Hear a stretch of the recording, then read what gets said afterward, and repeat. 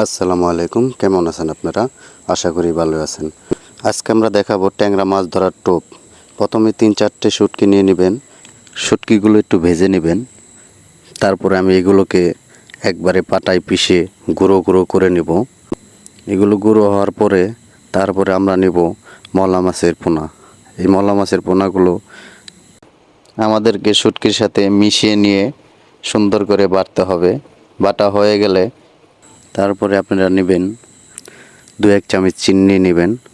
তারপরে এটা শুটকির সাথে মিশিয়ে নিয়ে বাটতে থাকবেন। চিনি দেওয়ার কারণ হলো জিনিসটা আঠালো হয়ে যাবে, যেন বড়শিতে লেগে থাকে। এই তো আমাদের বাটা শেষ। এখন আমরা আপনাদেরকে দেখাবো ট্যাংরা মাছ এই টোপে আসে কিনা।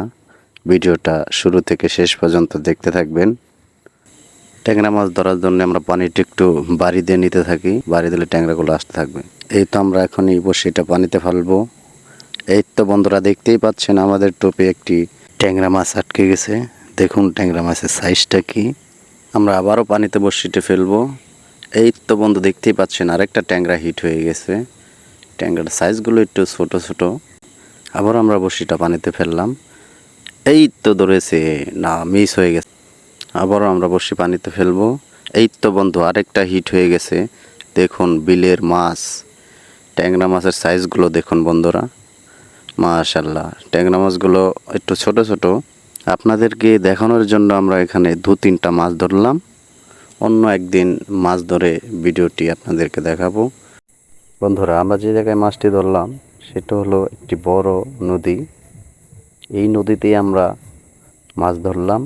চারিপাশটা কত সুন্দর দেখতেই পাচ্ছেন। বন্ধুরা, আজকের মতো এইটুকুই শেষ। মাছ ধরতে ধরতে সন্ধ্যা হয়ে গেছে। আর আমরা এখানে থাকবো না, আমরা এখন বাড়ি চলে যাব। ভালো থাকবেন।